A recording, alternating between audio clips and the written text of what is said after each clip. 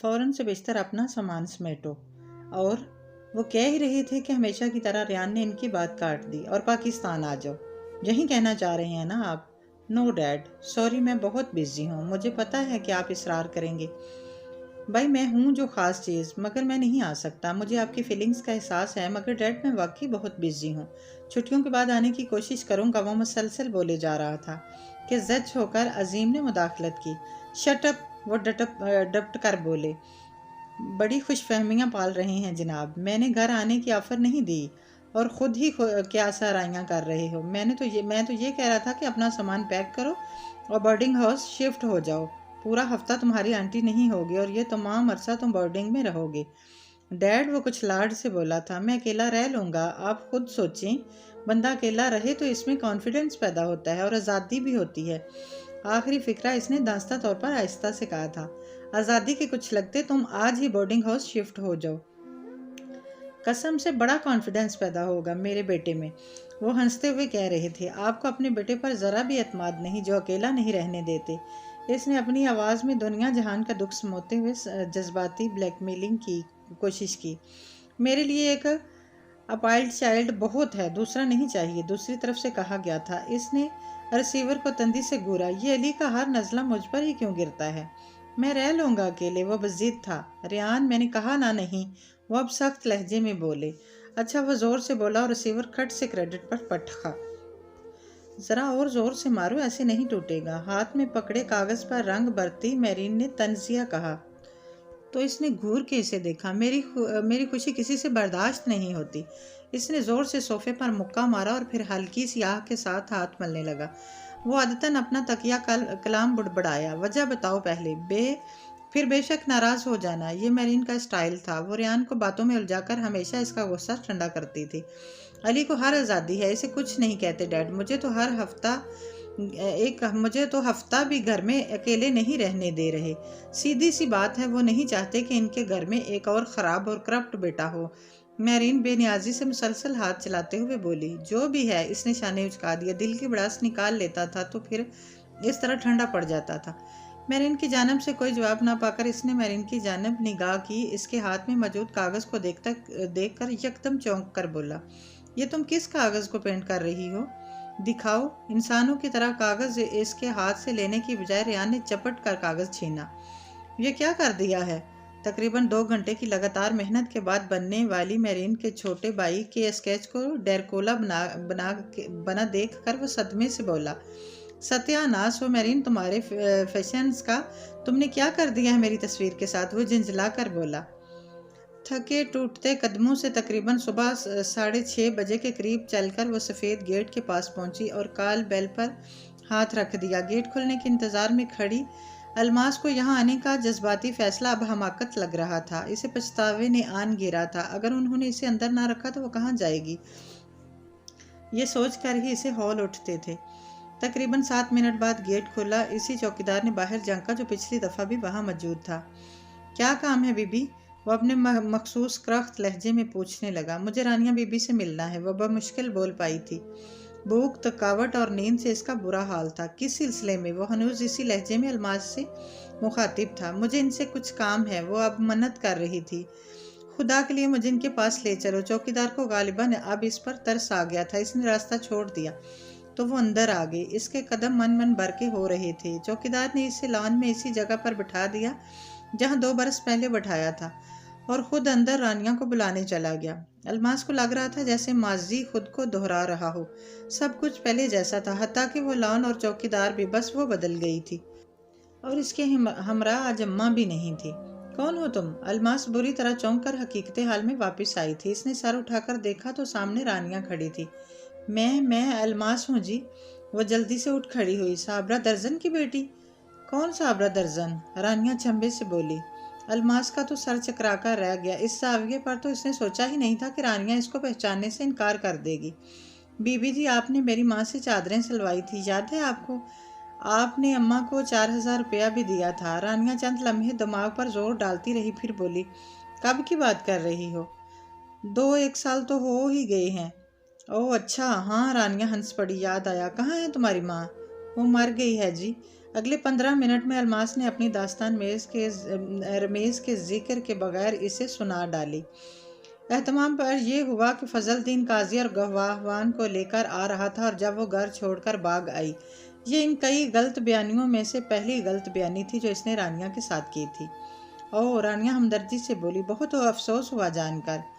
बीबी जी, मेरे पास रहने को कोई जगह नहीं है, मुझे अपने घर नुकरानी रख लो, मैं कोई तनख्वाह नहीं लूँगी, बस मुझे रहने को जगह दे दो, मैं सारा काम कर लूँगी, मैं झाड़ू मार सकती हूँ, कपड़े सी सकती हूँ, खाना बाजी पका सकती हूँ। अरे 1 मिनट, आराम से बेटा, रानिया ने इसे चुप कराया। कोई बात नहीं, तुम कोई काम ना करो तब भी बहुत आराम से इधर रह सकती हो, मुझे कोई इतराज़ नहीं। मुश्किल वक़्त किसी पर भी आ सकता है। कुछ लोग बोलते हैं तो मुखातिब को लगता है फूल जड़ रहे हैं। रानिया का अंदाज भी ऐसा ही था। अलमास का वजूद इस वक्त हवाओं में उड़ रहा था, बेइंतहा खुश थी। एक भारी बोझ कंधों से उतरकर इसको हल्का फुल्का कर गया था। महज 1 हफ्ते के लिए हॉस्टल में रहने के बाद इसकी बेफिक्री ज़िंदगी में कोई ख़ास फ़र्क तो ना आया था, मगर छठे दिन पेश आने वाले एक वाक़या ने इसे कम से कम ये एहसास दिला दिया था कि वो किस कदर रहम दिल है।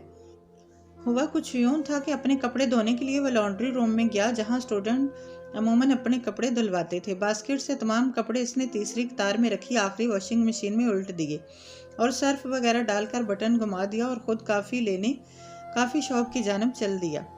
कॉफ़ी लेकर वो लॉन्ड्री रूम में दाखिल हुआ तो काउंटर पर बैठी मिसेस डेमन ने कुछ तिल मिलाकर इसे देखा। लॉन्ड्री रूम में खाना पीना मना था और वो ये बात अच्छी तरह जानता था, मगर violation of law and order में जितना लुत्फ रियान हैदर को आता था, इसका अंदाज़ा मिसेस डेमन नहीं कर सकती थी। इसको सिर्फ इतना मालूम था कि हाथ में कॉफ़ी का कप पकड़े वो लड़का अपनी क्लास का CR होने के साथ साथ फुटबॉल टीम का कैप्टन, ड्रामेटिक सोसाइटी का एडमिनिस्ट्रेटर और एक बली भी है, जिसके बाप की प्रिंसिपल साहबा से अच्छी खासी जान पहचान है। अब वो इसको किस मुंह से कॉफ़ी न पीने का कहती। रियान ने इसकी निगाहों के जवाब में कुछ चिढ़ाकर इसे देखा और कफन फाड़ लहजे में पूछा, क्या है? मिसेस डेमन बनाकर कुछ बिना बोले झिझक कर अपना काम करने लगी। वो लापरवाही से आगे बढ़ा और तीसरी कतार में रखी आखिरी वॉशिंग मशीन के पास आकर बैठ गया, मगर यह देखकर इसे झटका लगा कि इसके गीले कपड़े किसी ने मशीन से निकालकर बेदर्दी से नीचे फेंके हुए थे। वो एक छोटे कद का दुबला पतला ब्लॉन्ड लड़का था और गालिबन 2-3 साल जूनियर भी था। इसने तमाम वॉशिंग मशीन मसरूफ़ देखकर आखिरी वाली में से कपड़े निकालकर बाहर पटक दिए थे और अपने कपड़े धुलने के लिए मशीन में डाल दिए थे। रियान का पारा चढ़ाने को यही काफ़ी था। मेरे कपड़े बाहर किसने फेंके हैं? वो गुर्राया। अपने सामने एक लंबे चौड़े सीनियर को सीखपात देखकर इसकी तो घुग्गी बंध गई। वो रियान को बली होने के नाते से पहचान गया था और फौरन हड़बड़ाकर बोला, पता नहीं, तुमने किसको मेरे कपड़े निकालते नहीं देखा? नहीं, वो घबरा कर बोला। रियान को इतना अंदाज़ा तो हो ही गया था कि यह हरकत इसी गधे की थी, मगर वो फिर भी बोला, चलो ऐसा करो, ये मशीन बंद करके कपड़े बाहर निकालो, मेरे कपड़े अंदर डालो और इस डग हेड के कपड़े लेकर मेरे पीछे आ जाओ। इसके हुक्म की तामील करते हुए वो लड़का अपने कपड़े बास्केट में डालकर रियान के पीछे बाहर आ गया। ये सारे कपड़े बर्फ़ पर फेंक दो, सिवाय इस शर्ट के जो सबसे अच्छी हो। इसने वैसा ही किया और एक सफ़ेद रंग का पलोवर निकाल कर रियान को थमा दिया। रियान ने कप में बची हुई कॉफ़ी इस पल ऊपर पर गिराई और इसे फिर बर्फ़ में फेंक दिया। तुम अच्छे लड़के हो, बात मानते हो। नेक्स्ट फ्राइडे ऑडियो में मुझसे मिलना, मैं तुम्हें अपने नई play the sound of music में कास्ट कर लूँगा। तुम्हें बस इतना करना होगा कि 2 घंटे तक यहाँ पर नहीं चाहता वो इडियट अपने कपड़े ले जाए। मैं सुबह आकर देखूँगा, ये कपड़े यहीं होने चाहिए। इसको ज़रूरी हदायत देकर वो वापस हॉस्टल की तरफ चल दिया। अगले जुमा वो लड़का इसे मिलने आया और रियान ने इसे प्ले में कास्ट कर लिया था। इतना भी बेरहम नहीं था वो कि बच्चे पर तरस न खाता। वो घर जिस तरह अजीब था, इस घर के मकीन भी इतने ही अजीब थे। कभी वो सोचती कि ये लोग कितने मज़े से रह रहे हैं, न खाने का गम, न रोज़ी की फ़िक्र, हर साइज घर की लौंडी और हर शय दस्तयाब, मनपसंद खाना, मनपसंद लिबास, हर चीज़ खूबसूरत सजी संवरी और किसी चीज़ की कोई कमी नहीं। चारों तरफ से लान में घिरी महल नमा कोठी की सबसे खूबसूरत मुनफरिद चीज़ बैक साइड पर बना स्विमिंग पूल था। फ्रंट पर बना फवारा था, यह लाउंज में बनी सीढ़ियाँ थी। हर कमरे में कीमती से कीमती पर्दे, फर्नीचर, कालीन, खूबसूरत डेकोरेशन, महंगी पेंटिंग्स, कदावर खिड़कियों से बाहर के दिखाई देने वाले दिलफरेब मनाजिर। इस पुरआसाइश माहौल में अलमास को अपना वजूद नहायत बोदा, घटिया और कमतर महसूस होता था। मगर एक तस्वीर देखकर होने वाला एहसास कदरे मुनफरिद सा था। वो रेयान हैदर की तस्वीर, जिसकी एक फ़ोटो से इसे उनसियत सी हो चुकी थी। इस घर में हर चीज़ कीमती थी, मगर चंद ही दिनों में इसे एहसास हो गया कि एक कमी थी। इस घर में तस्वीरें थी, जीते जागते इंसान नहीं। अली, रेयान और अनिया बाहर पढ़ते थे, जबकि माँ बाप के साथ छोटे बच्चे होते थे। अजीम महीना का आधा हिस्सा बाहर, बाकी निसफ का 3/4 ऑफिस में गुजारते थे। घर को देने के लिए इनके पास वक्त बहुत कम था। वो एक बहुत हैंडसम और बावकार शख्स थे। अलमास से इनका सामना इस घर में तकरीबन 6 माह गुजरने के बाद मखस 3 दफ़ा हुआ था। वो बहुत अच्छी तरह बात करते थे, हाल अहवाल पूछते, मौसम पर 1-2 बातें हो जाती बस, और या तो अपने कमरे में चले जाते या स्टडी में। इन चंद लम्हों में जो अहमियत अलमास को मिलती वो इसी पर भोले न समाती। जो चीज़ इसे इनके बारे में बेहद मुतासर करती थी वो इनका हर बात पर खुदा का शुक्र अदा करना, रहम दिली और नरम दिली था। तहम्मुल मजाजी दरगुजर करना और मुस्कुराकर नरमी से बात करना थी। इसको नहीं याद कभी इसने रानिया को किसी की बुराई करते देखा हो या अजीम को किसी का मजाक उड़ाते सुना हो। जितना इनका घर खूबसूरत था, इतनी ही खूबसूरत वो लोग अंदर से थे। ये रानिया ही थी जिसने अलमास से प्राइवेट मैट्रिक उर्दू मीडियम में करवाया, और अलमास ने बखुशी गुजारे लाइक नंबर लेकर इम्तहान पास कर लिया। वो अंग्रेज़ी अब मुश्किल पढ़ तो लेती थी, लेकिन बोलने में खासी दुश्वारी का सामना था।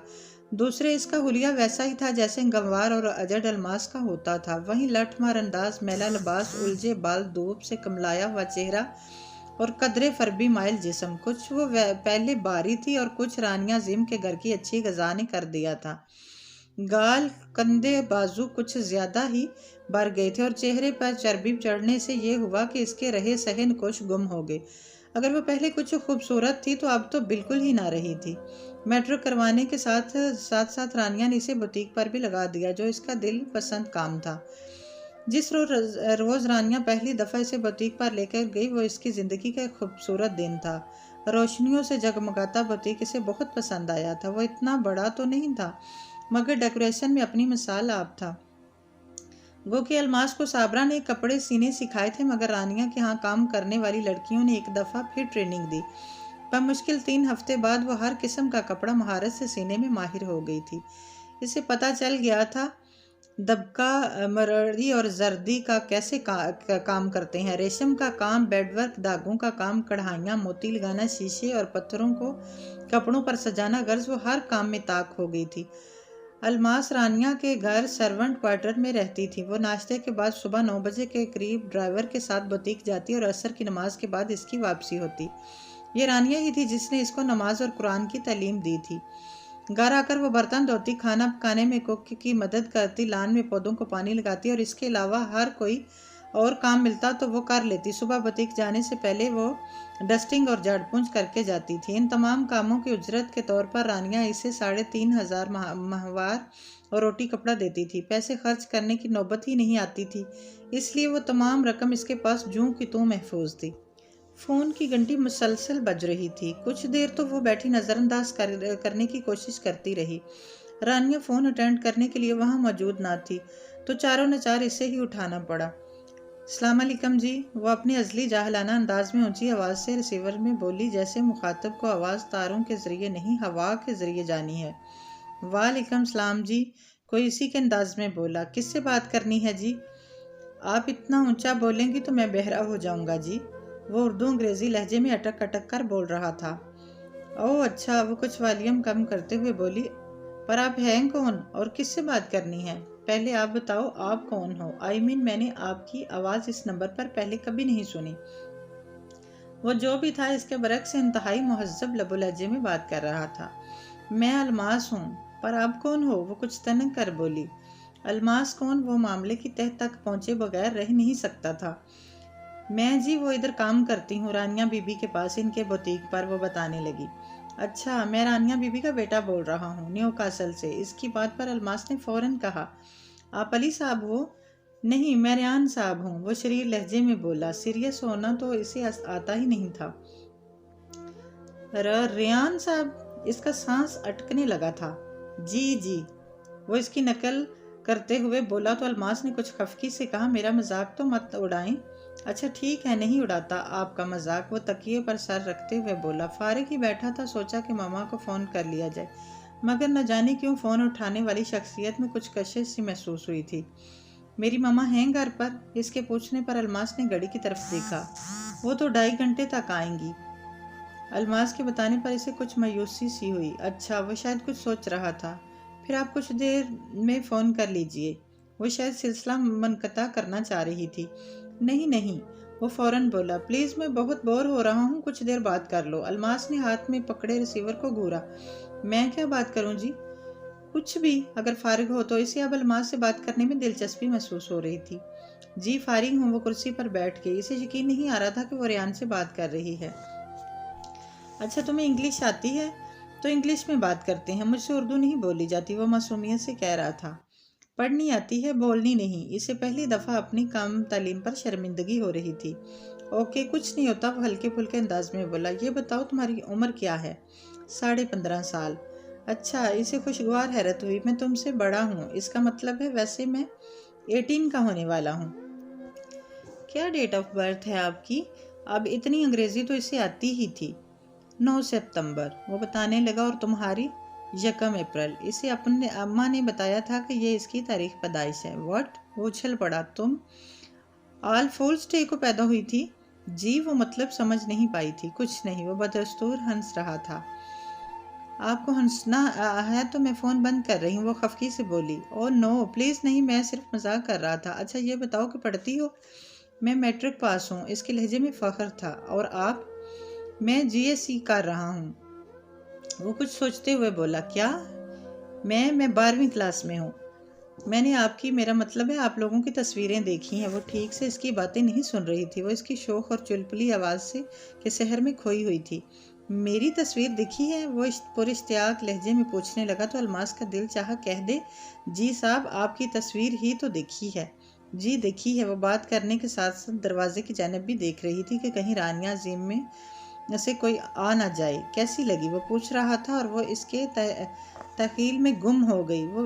वो पहली टेलीफोनिक गुफ्तगू थी जो इन दोनों के दरमियान हुई थी। इस पहली ही गुफ्तगू में वो लोग तकरीबन आधा घंटा बातें करते रहे। इसने अलमास को अपनी पसंद नापसंद के मुतालिक आगाह किया, अपने घर वालों के बारे में तफसीली बताया, अपने घर, कज़न्स और फ्रेंड्स की शरारतों के बारे में मज़े ले लेकर इसे सब कुछ बताया। इसकी आवाज़ इतनी खूबसूरत थी, वो ये बात करे से बगैर ना रह सकी। वो ये सुनकर बहुत हंसा था। फ़ोन बंद करने से पहले इसने अलमास को ताकीद की थी कि वो कल इसी टाइम इसको फ़ोन करेगा। इसे फ़ोन के आसपास होना चाहिए। मुझे तो तुमसे देखा ही हुआ है, मगर मैंने तुम्हें नहीं देखा। इसलिए बताओ कि तुम कैसी हो? तीसरी टेलीफोनिक गुफ्तगू में इसके पूछे गए सवाल पर अलमास सोच में पड़ गई। मेरा रंग गोरा है, मैं बाल काले हैं, चेहरा बिजवी है और आंखें स्याह और बड़ी बड़ी हैं। ये इसका ख्याल था, क्योंकि इसने खुद को गौर से शीशे में अरसा हुआ नहीं देखा था। ओह ग्रेट, इसने बेख्तियार सराहा था। अपनी तमाम तर सफ़ात के बावजूद वह बला का खूबसूरती से मर मिटने वाला लड़का था। आप पाकिस्तान कब आएंगे? वो कई दिनों से इससे मिलने के लिए बेताब हो रही थी। जब आप कहें, वो बहुत जल्दी और इंतहाई खूबसूरत जवाब देता था। अलमास इस हाजिर जवाबी पर घबरा जाती थी। तुम्हारा पसंदीदा कलर क्या है? एक दिन वो यूं ही इससे पूछने लगा। सब्ज। इसे याद आया, इसे रेहान का पसंदीदा रंग नहीं मालूम था। आपका? पिंक और लाइट ब्लू। अगर लड़की की शक्ल सड़े हुए चूहे जैसी भी हो तब भी पिंक के हर शेड में अच्छी लगती है, और लड़के स्काई ब्लू में। आपको आगे क्या करना है? इसका ख्याल था वो अजीम का बिजनेस में हाथ बटाएगा। मुझे आर्टिस्ट बनना है, मुझे पेंटिंग करना है, बहुत पसंद है। इसके जवाब पर अलमास को मायूसी हुई थी। क्या पेंट करना? इंसान को पेंट करना। न जाने क्यों अलमास को लगा वो इस सवाल पर थोड़ा सा गड़बड़ा गया है, मगर इसने ज़्यादा महसूस नहीं किया। आप मेरी शक्ल भी बनाइएगा। इसे आर्ट में कोई दिलचस्पी ना थी, मगर रेहान के हाथों से अपनी तस्वीर बनवाने का मज़ा ही कुछ और होता। पहले मैं सीख तो लूँ। कहाँ से? अलमास के ख्याल में वो आर्टिस्ट बन चुका था। फ्रांस में एक इंस्टीट्यूट है, वहाँ से है, तो एक है शिकागो में भी। मगर पेरिस को इसलिए तरजीह देता हूँ क्योंकि वहाँ मेरे कज़न्स रहते हैं। आपने इस दिन बताया था आपके कज़न्स ईसाई हैं। अल्मास को ये बात बहुत अजीब लगती थी। हाँ, तो इससे क्या होता है? वो मेरे मज़हब की रिस्पेक्ट करते हैं और मैं उनके मज़हब की। और बाय द वे, मैं सारी नमाज़ें पढ़ता हूँ, मगर वो लोग चर्च बहुत कम जाते हैं, बल्कि ये तो बिल्कुल भी नहीं जाते क्योंकि इनकी फैमिली इतनी मजहबी नहीं है। अलबत्ता कंजर्वेटिव ज़रूर हैं। फिर वो तफसीलन इसे बताने लगा। मेरी ममा है ना रानिया, वो असल में पहले क्रिश्चियन थी। डैड से शादी के बाद वो मुसलमान हुई थी। मामा लोग 6 बहन भाई हैं। सबसे बड़े मेरे मामू हैं जो पेरिस में होते हैं। मेरीन और चेक इनके बच्चे हैं। फिर मामा हैं, इसके बाद मेरी एक खाला है, वो मेलबोरियन में होती हैं, वो अनमेरिड हैं। फिर मेरी 2 खाला ट्विन्स हैं, इसकी 2 बेटियां हैं, एंजेलिना और क्रिस्टना। क्रिस की शादी हो गई है, वो अमेरिका में होती है, जबकि एंजेलिना मेरे साथ पढ़ती है। दूसरी खाला का बस एक बेटा है, डैनी, वो लोग भी फ्रांस में होते हैं। मेरीन के अबू ने इसे एक फ्लैट लेकर दिया हुआ है इधर ही न्यू कासल में। एंजेलिना और इसके पेरेंट्स के साथ डैनियल रहता है। मेरीन का फ्लैट भी इसी काउंटी में है। इसी किस्में अल्मास ने मुदाखलत की। काउंटी में, यानी कि यूं समझ लो कि इसे समझ में नहीं आ रहा था कि वो इसे किस तरह समझाए। जैसे एक शहर में मुख्तलिफ इलाके होते हैं, इसी तरह। जी अच्छा, समझ में आया या नहीं? इसने फौरन कह दिया। फिर आप फ्रांस चले जाएंगे? इसने अल्मास की तायद की। एक बात तो बताएं, ये अनिया आपकी क्या लगती है? थोड़ी देर बाद सोचने के बाद इसने पूछा। अनिया? वो हमारी कज़न है, मेरी बहन है, मगर बाकियों की कज़न। इस मुबहीम जवाब पर अल्मास को हैरत हुई थी। क्या मतलब? वो मेरी फास्ट सिस्टर है। असल में इसकी मामा और मेरी मामा फर्स्ट कज़न्स थी। जिन दिनों मैं बहुत छोटा था, मेरी मम्मा की ख़राबी तबीयत के बायस मुझे अनिया के मामा ने फीड कराया था। इस तरह मैं और अनिया बहन भाई हैं। बहुत प्यारी है आपकी बहन, बहुत मासूम सी, वो कहने लगी। मेरा ख्याल है तुम इसे जानती नहीं हो, वो हंसते हुए कह रहा था। वो हम सब में से चालाक है, होशियार और तेज़ है, इससे बचकर ही रहना। खैर, वो तो यहाँ है ही नहीं, इसने कदले लापरवाही से कहा था। इन दिनों अगर इसे कुछ होश था तो वो रेयान और बस रेयान था। पहली ही गुफ्तगू में इसने अल्मास को बता दिया था कि वो इसे दोस्त बनाने का ख्वाहिशमंद है, मगर अल्मास शायद इसका मतलब नहीं समझती थी। इसे यह एहसास बिल्कुल भी नहीं हो रहा था कि वो जो कर रही है वो सरासर गलत है। इसके और एक साथ समंदर पार रहने वाले शख्स के जहन में ज़मीन आसमान का फ़र्क है। इसे बस इतना मालूम था कि वह बुरी तरह एक अनजान शख्स की मोहब्बत में गिरफ्तार हो गई है, और शायद अब से नहीं, बहुत पहले से, 2.5 बरस पहले। इसका ख्याल था जिस तरह वो रेयान के फ़ोन का इंतज़ार करती है, इस तरह वो भी इससे बात करने को बेचैन रहता होगा। इसने धीरे से दरवाज़ा बजाया। यस, अजीम साहब की भारी गंभीर आवाज़ की समायत से टकराई तो वो आंचल संभालती कॉफ़ी का कप मजबूती से थामने दरवाज़ा धकेल कर अंदर स्टडी में दाखिल हो गई। सर, ये आपकी कॉफ़ी। वो कॉफ़ी का कप इसके सामने मेज़ पर रखकर बोली। ये किसने बनाई है? वो जाने ही लगी थी कि इनकी आवाज़ अपने अकब में सुनाई दी तो वो चौंक कर पलटी। वो मैंने बनाई है, इसने शर्मिंदगी से सर झुकाकर कहा। बहुत अच्छी है ये तो। इसने चौंक कर सर उठाया। वो तारीफ़ कर रहे थे। रानिया बता रही थी कि आप बहुत अच्छी स्टिचिंग करती हो। वो फाइल पर से सर उठाकर शफीक अंदाज में कहने लगे तो इसके पूरे वजूद में खुशी की एक लहर दौड़ गई। वो सर बस कर लेती हूँ, वो इसी आजिज़ी से बोली जो हर बंदा तारीफ सुनने पर कहता है, चाहे अंदर से दिल बिलियों उछल रहा हो। कोई प्रॉब्लम तो नहीं है ना यहाँ? ये सवाल रानिया भी कई दफ़ा करती थी और वो हमेशा एक ही जवाब देती थी जो हकीकत पर मबनी होता था। नहीं सर, मैं यहाँ बहुत खुश हूँ। मैं नोट कर रहा हूँ थोड़ी थोड़ी मोटी होती जा रही हो। वो बेख्तियार हंस दी। इसका ख्याल था कि वो मजाक कर रहे हैं। वैसे सर, आपसे एक बात पूछूं? ये पहली दफ़ा था कि वो उनसे यूं बराह रास्त इतनी ज़्यादा बातें कर रही थी। हाँ श्योर, पूछो। सर, आप अपने बच्चों को मिस नहीं करते? ये नया लफ्ज़ था जो इसने 2 रोज़ पहले सुना था। हाँ करता हूँ, लेकिन इनकी अच्छे मुस्तकबिल के लिए कुर्बानी तो देनी पड़ती है। सबसे ज़्यादा किसको याद करते हैं? वो लहजे में इश्तियाक भरे पूछने लगी। सबसे ज़्यादा वो सोच में पड़ गई। अनिया को। अनिया को? इसे हैरत हुई क्योंकि वो इनकी बेटी नहीं थी। मुझे सबसे ज़्यादा मोहब्बत इसी से है, शायद इसलिए कि वो मुझ पर गई है, वो मुस्कुराते हुए कह रहे थे। अच्छा? इसे हैरत हुई थी। इसने तमाम आदतें मुझसे ली हैं। जहानत, सूझबूझ, मामला फहमी, ये सब इसने मुझसे लिया है, और मेरे बच्चों में वाहिद वही है जो मुझ पर गई है। और बाकी बच्चे? यूं नहीं पूछते हुए इसके दिल में एक एहसास नदामत जागा था कि वो इसके एतमाद को धोखा देते हुए फ़ोन पर इनके बेटे से बातें करती रही है। उन्होंने गहरा सांस लिया। अली थोड़ा बहुत मुझ पर गया है, वैसे वो काफ़ी ज़हीन है, लेकिन ज़्यादा चीज़ें इसने अपने चचा जुल्फ़ी से ली हैं। शक्ल तो बिल्कुल ही जुल्फ़ी वाली है और अकल भी। वैसे मेरा सबसे ज़्यादा समझदार बेटा अली है। और रेयान? इसके लबों से बेख्तियार ही फिसल पड़ा। रेयान ज़्यादा समझदार तो नहीं है, इसे बस बातें बनाना आती हैं। रेयान के पास हर बात का जवाब होता है। और एक फ्रेंच दानिशवर ने कहा था, जिस शख्स के पास हर बात का जवाब हो, इससे बड़ा अहमक और निरा जाहल कोई और नहीं होता। रेयान जो देखता है इसी को सच समझ लेता है, वो गहराई में नहीं जाता। खैर छोड़ो, मैं भी क्या बातें लेकर बैठ गया हूँ। इतना सारा काम करना है, तुम्हारे भी काम का हर्ज हो रहा है। जी। वो जाने के लिए उठ खड़ी हुई, मगर रेयान के लिए ये कमेंट सुनकर इसे पता नहीं क्यों अच्छा नहीं लगा था।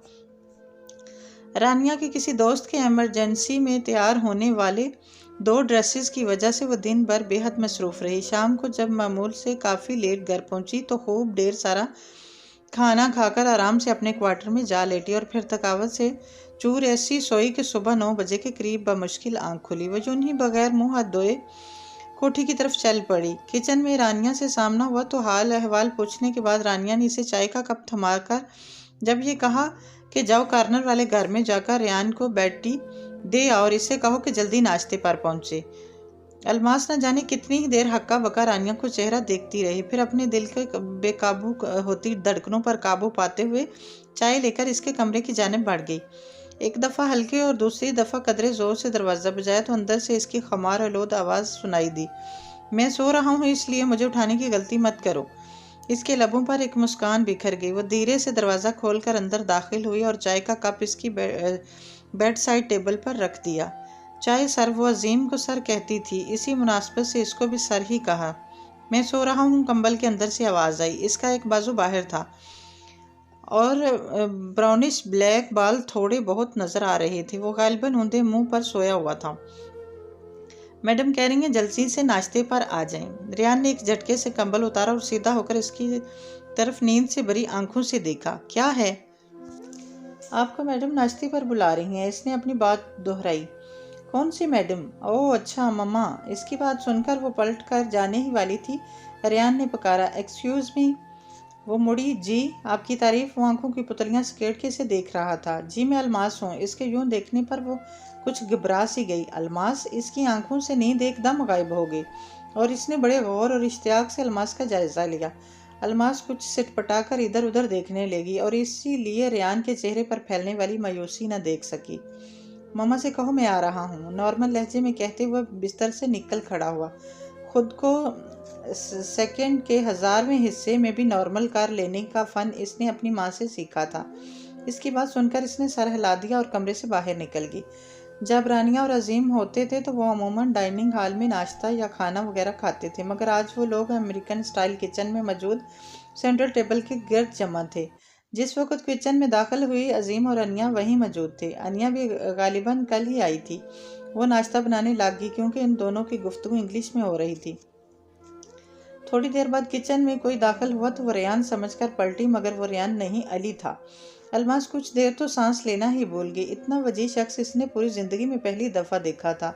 स्याह बाल, स्याह आंखें, मगरूर नकोश और बेहद हैंडसम। वो आते ही कुर्सी खींचकर बैठ गया। रेयान ज़हीन था मगर किसी गैर मामूली रिकॉर्ड का हामिल था और ना ही जीनियस था। इनका फ़न फुटबॉल खेलने का, कोई ड्रामेटिक करने में या स्कूल करने में नज़र आता था। अगर किसी और चीज़ में रेयान को मलका हासिल था तो वो हाजिर जवाबी और हिस्से मज़ा थी। रेयान की एक और खूबी भी थी जो इसने अपनी माँ से ली थी, मुस्कुराना। रानिया कहती थी अगर इंसान किसी को देखकर मुस्कुरा दे तो किल्फत दूर हो जाती है। दुखी से दुखी इंसान भी मुस्कुरा दे तो इसकी खुशी का एहसास होता है। अली अजीम से बातों में मगन था जब सोया सोया चेहरा लिए रेयान अंदर दाखिल हुआ। सुबह हो गई मेरे बेटे की? अजीम के कहने पर इसने कदरे मुंह बसोरकर फ्रेंच में कुछ कहा जो अलमास के सर से गुजर गया। अली तुम ऑफिस चल रही हो मेरे साथ? जी बिल्कुल। अली सिर्फ बाप की मानता था।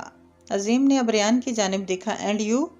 रेयान कुछ खिसियाना सा होकर मुस्कुरा दिया। मैं चला गया तो मम्मा अकेली हो जाएंगी।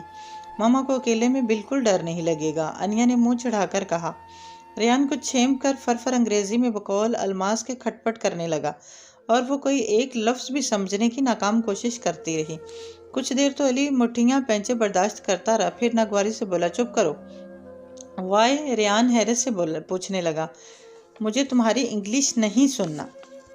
ये थिंक और थिंक यू वाली ज़बान मेरे कानों में तीर की तरह चुभती है। अली रेहान के थिंक और थिंक यू बोलने के अंदाज के नकल उतारते हुए बोला। डैड? रेहान ने एहतजाजन अजीम की तरफ देखा। अली अजीम ने इसे टोका। अलमास, ये बर्तन धो दो। रानिया ने चंद डिशेज उठा के इसके आगे सिंक में रख दी और ख़ुद खामोशी से नाश्ता करने लगी। अलमास को इस लम्हे अपनी हैसियत का अंदाज़ा हुआ था। वो एक नौकरानी थी और शायद यूं ही सारी ज़िंदगी लोगों के बर्तन धोती रहेगी। अलबत्ता शाम को जब रेहान ने इसे कुछ दिया तो वह हैरान रह गई। बहुत आम से अंदाज में रेहान ने इसे बताया था कि वो इसके लिए लाया है। वो एक सादा की सिल्वर अंगूठी थी। इसके ऊपर किसी और ज़बान में लिखा था थैमो। अलमास ने पढ़ा। यह स्पिंच है, वो बताने लगा। मुझे इसका मतलब नहीं पता, हालांकि वो जानता था। ये मैं तुम्हारे लिए लाया हूँ। इसकी समझ में नहीं आया वो कैसे इसका शुक्रिया अदा करे। ये सच था कि इसे अलमास को देखकर मायूसी हुई थी। ये वो लड़की नहीं थी जिसका इसने तस्वर किया था फ़ोन पर बातें करते हुए। इसके जहन में वैसी ही लड़की थी जैसे अलमास ने खुद को बताया था। इसने अलमास को बहुत गौर से देखा था। कहाँ थी वो बड़ी बड़ी आंखें, कहाँ था वो गोरा रंग, वो स्याह बाल, कुछ भी तो ना था इसमें। इसका चेहरा बिजवी था मगर काफ़ी बरा हुआ। रंगत भी कोई इतनी खास ना थी। बाल तेल से चपड़े हुए थे और कोई इतने खूबसूरत भी ना थे। फरबी माल बल्कि अच्छी खासी मोटी थी। ऊपर से इसका हुलिया इंतहाई मज़हका खेज था। सफ़ेद चादर से खुद को लिपटा हुआ, गंदे मैले कपड़े, बगौर धुला हुआ चेहरा, इस लड़की में कुछ भी ना था। इसने जहन में इन लड़कियों का तस्वर किया जो इसके हमरा पड़ती थी या फिर इसकी कज़न्स। मेरीन कितनी अच्छी थी, साफ़ सुथरी खूबसूरत सी लड़की। क्रिस्टीना भी बहुत प्यारी और मुहज़्ज़ब थी। इस लड़की में से ऐसा कुछ भी नहीं था जो मैं इसके मुतालिक सोचूं। अगर ये लड़की मेरे साथ सीरियस हो रही है तो ये बेहतर है कि मैं इसे दो टोक लफ्ज़ों में बता दूं कि मैं सिर्फ टाइम पास कर रहा था। इसने जैसे फैसला कर लिया था। वो किचन में सब्ज़ी काट रही थी जब वो अंदर दाखिल हुआ। रेहान चंद साइतें यूं ही खड़ा रहा, फिर गिलास उठाकर पानी भरा और बगैर प्याज के पूरा गिलास पी लिया। रेहान की समझ में नहीं आ रहा था वो कैसे अलमास को बताए और ये कि वो अंगूठी इसने इसे क्यों दी है। इस अंगूठी पर कंदा अल्फाज का मतलब वो अच्छी तरह जानता था और अगर वो जान गई तो शायद वो रेहान को गलत समझने लगे। वो कुछ देर तक इसे सब्जी काटते हुए देखता रहा। वो इतनी बुरी भी तो ना थी। अगर अपना ख्याल रखे तो अच्छी खासी शक्ल निकल आएगी, इसने सोचा। वो जैसा भी था, इसका दिल तोड़ना इसके लिए मुश्किल था और इसने अलमास से कुछ नहीं कहा। इससे कुछ कहा ही नहीं गया। किसी नश्तर की तरह फ़ोन की घंटी इसकी स्माइल से टकराई। इसने रात के 2 बजाती घड़ी की जानब देखते हुए फ़ोन रिसीव किया। हेलो?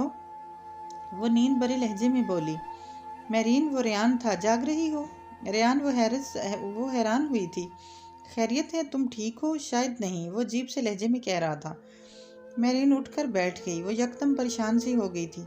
रूनी, क्या हुआ? मुझे तुम्हारी मदद चाहिए, वो थकावट से चोर लहजे में कह रहा था। कैसी मदद? वो बिस्तर से निकल आई और पाँव में स्लीपर डाल लिए। तुम मुझसे मिल सकती हो अभी और इसी वक्त? रेहान की बात पर मेरीन को झटका लगा था। रेहान, वो कुछ कहने लगी, फिर इरादा बदल दिया। अच्छा, आती हूँ। 15 मिनट बाद वो रेहान के घर पर थी। क्या हुआ है? मुझे तो तुमने डरा ही दिया था। यहाँ आते हुए जान सूली पर लटकी हुई थी मेरी। खैरियत तो है ना? वो सांसें दुरुस्त करते हुए कहने लगी। हाँ हाँ, ठीक हूँ मैं। एक दफ़ा फिर जगमगाती स्ट्रीट लाइट को देखने लगा। कोई प्रॉब्लम है तो बताओ। वो आदतन पास ही पड़ी मेज़ पर बैठ गई। करीब ही रेहान का मोबाइल धरा था। मेरीन, एक बात पूछना है। वो कुछ हिचकिचा रहा था। पूछो। एक लड़की है। इसने इतना कहकर कुछ खफ्त-आमेज़ से मेरीन के चेहरे को जांचा। ये लड़की फ़ोन पर बात करती है किसी से। वो एक दफ़ा फिर खामोश हो गया था। अच्छा, फिर? मेरीन को यूँ लगा जैसे वो खुद है, मगर इसने ये बात जाहिर न होने दी। वो लड़की और लड़का जिससे वो बात करती है अपने वालिदैन से बगैर पूछे ये काम कर रहे हैं। अगर ये बात इनके बल्कि लड़के के मामा डैड को पता चले तो लड़के से ज़्यादा लड़की मुतासर होगी। वो बेघर भी हो सकती है। मुझे बताओ कि इस टेलीफोनिक फ्रेंडशिप को निभाने में कसूर किसका है? वो निपे तले अंदाज में बोला। दोनों का। मेरीन को कुछ बात समझ में आ रही थी। ज़्यादा कसूर किसका है? वो कुछ ज़िद, कुछ असरार करते हुए बोला। लड़की का। मगर क्यों? वो लड़की इंग्लैंड में रहती है। मेरीन ने उल्टा सवाल किया। नहीं, कराची में, वो बेख्तियार बोला। तो वो लड़की एशियन हुई ना, कि कदो कामत फैमिली से मुतालिक होगा इसका। तो रेयान, अगर एक टिपिकल एशियाई लड़की एक लड़के से फ़ोन पर अपने पेरेंट्स की इजाज़त के बगैर गप्पे लड़ाएगी तो इसमें इस लड़की का ज़्यादा कसूर है। मगर दोस्ती करने को तो लड़के ने कहा था, तो वो ना करती। एक लड़की को चाहिए, वो पाकिस्तानी हो या फ्रेंच, इतना मजबूत होना चाहिए कि वह दोस्ती की ऑफर्स को रद्द कर सके। मुझे भी कई दफ़ा कई लड़कों ने दोस्ती को कहा, मगर मैंने तो कभी किसी के साथ दोस्ती नहीं की, क्योंकि मैं जानती हूँ हर ऐरा गैरा मिस्टर राइट नहीं हो सकता। ये लड़की सिर्फ एक दफ़ा फ़ोन पर किसी से बात करके बगैर इसे देखे इससे दोस्ती क्यों कर लेती है? वो इस लड़के को अपना मिस्टर राइट समझती है क्या? मुझे नहीं पता, मगर वो इससे मिल चुकी है, रेयान ने बताया। और क्या पूछना है तुम्हें? मेरीन, अगर वो लड़का इससे छोड़ना चाहे तो क्या कहे? मेरा मतलब है इसे कैसे छोड़े? वो मेरीन के करीब आकर कुर्सी पर बैठ गया। इसे कॉल ना करे, वो इसे भूल जाएगा। नहीं, वो इसे पूरे तरीके से छोड़ना चाहता है। वो लड़की इस लड़के से मुतासर है? मेरीन ने थोड़ी देर बाद सोचने के बाद पूछा। तो वो बुरी तरह चौंक पड़ा। पता नहीं, वो कुछ सोच कर बोला। और लड़का? बिल्कुल भी नहीं, वो मकैन के अंदाज में बोला। फिर वो इससे साफ कह दे कि वो इससे मज़ीद बात नहीं करना चाहता। अगर इस लड़के की इस लड़की के साथ कोई जज्बाती वाबस्तगी नहीं है तो फिर किसी का दिल नहीं टूटेगा। मेरीन ने हत्तमी लहजे में कहा। तो रेयान ने सर हिला दिया। इस लड़की का नाम क्या है? मेरीन ने धीरे से पूछा। अलमास, वो कुछ गायब दिमागी से बोला। और इस लड़के का? वो गड़बड़ाकर रुक गया। एडम। इसको यही नाम इसलिए सूझा क्योंकि एडम यानी आदम का मतलब आदमी होता है। वो मेरीन से झूठ तो नहीं बोल सकता था। श्योर। इसने बगौर रेयान की आंखों में झांका तो वो निगाहें चुरा गया। मैं एडम को बता दूंगा कि वो इस लड़की को ये सब कह दे। वो इससे निगाहें मिलाए बगैर कह रहा था। खैरियत? आज आप बहुत चुप चुप लग रहे हैं। ठंडे फर्श से कमर टिकाए वो सादगी से पूछ रही थी। नहीं तो, वो कुछ चबाते हुए बोला। क्या खा रहे हैं? इसने आवाज़ को हत्तल मकदूर आहिस्ता रखने की कोशिश की। शाम का वक्त था और रानिया किसी पार्टी पर गई हुई थी, इसलिए वो थोड़ी आज़ादी से फ़ोन इस्तेमाल कर रही थी। कुकीज़, इसने मुख्तसर जवाब दिया। वो क्या होते हैं? वो मासूमियत से पूछने लगी तो वह झंझला गया। बिस्किट को कहते हैं। तुम्हें किसी चीज़ का पता भी है क्या? रेयान, क्या हो गया है आपको? वो इसके बदलते तेवर पर हैरान रह गई। कुछ नहीं, इसने बमुश्किल खुद को नॉर्मल रखा था। अच्छा, और सुनाओ, क्या हाल है? ठीक हूँ। आपकी पढ़ाई कैसी जा रही है?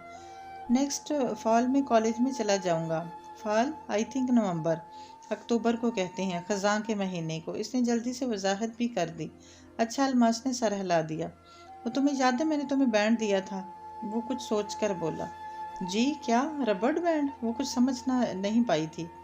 Oh my goodness, silver band यानी अंगूठी। मैंने वो खरीद कर तुम्हें दी थी। वो उकताकर बोला। जी वो मेरे पास है। इसकी समझ में ना आया वो क्यों पूछ रहा है। इसे फेंक दो। क्यों? जब मेरा तुमसे कोई ताल्लुक ही नहीं रहना तो फिर क्यों तुम मेरे नाम की अंगूठी पहने रखो? वो संग दिली से कह रहा था। ताल्लुक क्यों नहीं रहना? वो हैरत से बोली। जब मैं तुम्हें आज के बाद कॉल नहीं करूँगा, ताल्लुक कैसे रह गया? इसके लहजे में दुख की रमक भी नहीं थी। मगर आप मुझे कॉल क्यों नहीं करेंगे? क्योंकि मैं तंग आ चुका हूँ। वो एकदम भड़क उठा था। हाँ, मैं तुमसे तंग आ चुका हूँ। तुमसे, तुम्हारी बातों से, तुम्हारी शक्ल से, तुम्हारे वजूद से मुझे चिढ़ है। मुझे तुम बिल्कुल भी अच्छी नहीं लगी। तुमने अपने बारे में मुझे बहुत गलत बताया था, मगर तुम तो बिल्कुल भी वैसी नहीं हो। तुम तो बिल्कुल भी खूबसूरत नहीं हो। और हुस्न मेरी कमज़ोरी है। नहीं अलमास बीबी, तुम मख्स एक मैली कुचैली निचले तबके से ताल्लुक़ रखने वाली लड़की हो, जिसे न बात करने का ढंग आता है न पहनने ओढ़ने का। तुम में ऐसा कुछ भी नहीं है जो मुझे अट्रैक्ट कर सके। इंसान के बारे में दो चीज़ों से पता चलता है, एक ड्रेस और दूसरा एड्रेस। और तुम्हारा लिबास और बात करने का अंदाज कुछ भी मेरे तबके के लोगों जैसा नहीं है। तुम एक गरीब, फजूल और ख्वाबों ख्यालों की दुनिया में रहने वाली लड़की हो। मुझे नफरत है तुमसे अलमास। I hate you. मैं तुम जैसी लड़की से कोई ताल्लुक़ नहीं रखना चाहता। अलमास कितनी ही देर सकते के आलम में इसकी बातें सुनती रही। वो इसे इसकी औकात याद दिला रहा था। इसकी सारी बातें सच थी, लेकिन सच हमेशा कड़वा होता है। ये आपका फैसला है साहब। ठीक है, वो रोंदी हुई आवाज़ में बोली। मैं पस्ती में हूँ, आप बुलंदी पर, मगर खुदा ने बुलंदी वालों को पस्ती वालों का हाथ थाम लेने को कहा है। इसको जलील करने का नहीं। मैं जाहिल हूँ, ठीक है, मगर आपको शायद ये याद नहीं कि कराची का खुदा और इंग्लैंड का खुदा एक ही है और हम दोनों को इसी ने बनाया है। ये कहकर इसने खट से रिसीवर क्रेडल पर डाल दिया और उठ खड़ी हुई। वो अपने क्वार्टर में जाकर वो अपने कमरे में बंद हो गई। इससे पहले इस हकीकत पे यकीन करना था कि रेयान ने इससे ये सब कहा है। वो आंखें मूंदे स्टोन से टेक लगाए इस वक्त अलमास नामी बेवकूफ़ लड़की के मुतालिक ही सोच रहा था जब एंजेलिना ने इसका शाना हिलाया। रेयान उठो, बेल हो गई है, बायोलॉजी की क्लास में नहीं चलना। इसने धीरे से आंखें खोल दी और खाली खाली नज़रों से इसको देखा। मैं नहीं आ रहा। वो इस वक्त खामोशी से कुछ सोचना चाहता था, इसलिए क्लास अटेंड करना इसके बस में ना था। रेहान ने अपना बैग उठाया और कॉमन रूम की तरफ जाने के लिए कॉरिडोर की जानिब बढ़ा जहां लड़कों का ग्रुप था।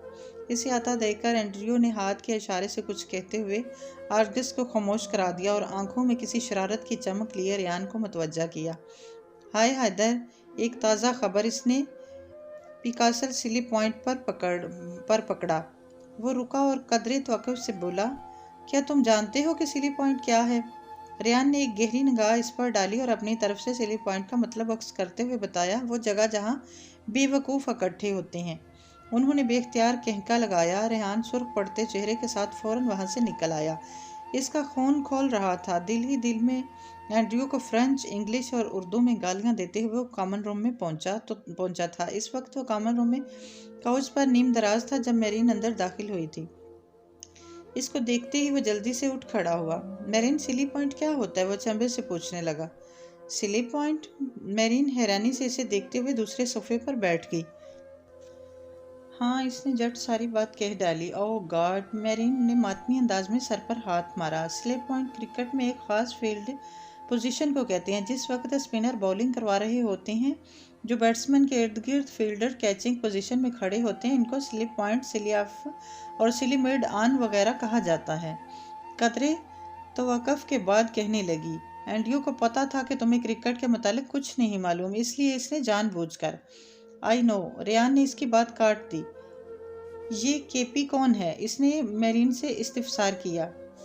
क्योन पीटरन। दरअसल केपी और एंड्रयू एक ही काउंटी के लिए लास्ट सितंबर हाईलैंड में खेले थे, और अब तुम्हें तो पता है कि एंड्रयू हैनन और मैनर्स की तरफ से खेलता है। सुनो, नेक्स्ट स्कूल्स क्रिकेट टूर्नामेंट कब है? वो पानी की बोतल मुंह में लगाते हुए पूछने लगा।